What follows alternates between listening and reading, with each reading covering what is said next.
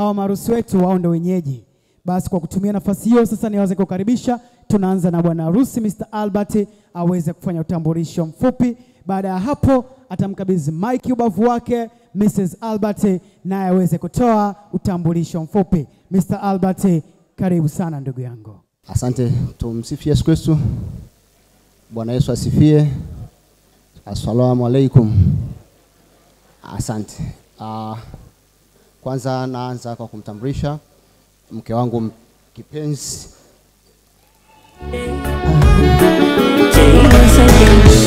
Kwanza rufu yako nanukia bala, kwenye penzi lako najitosa. Hajapendeza, amependeza. Makofi na vigelegele sasa kwa watoto.